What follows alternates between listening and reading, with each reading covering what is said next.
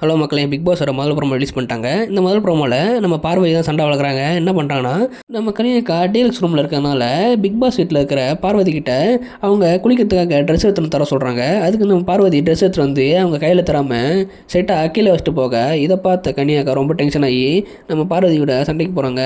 நீங்கள் எப்படி வைக்கலாம், நான் என்கிட்ட கையில் கொடுக்க வேண்டியதானே, நான் தான் கை நீட்டுறேன்ல, அப்படி எப்படி வைக்கிறீங்கன்னு.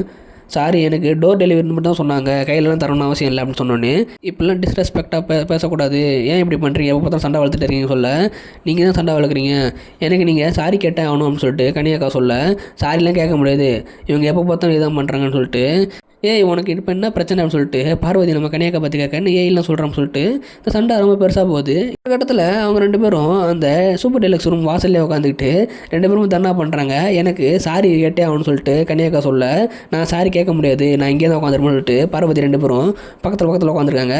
இதோட இந்த ப்ரோமோ கட் ஆகுது. இந்தமாதிரி நிறைய பேர் தெரிஞ்சுக்கேன். சேனல் சப்ஸ்கிரைப் பண்ணிக்கோங்க. அடுத்த வீடியோவில் பார்க்கலாம்.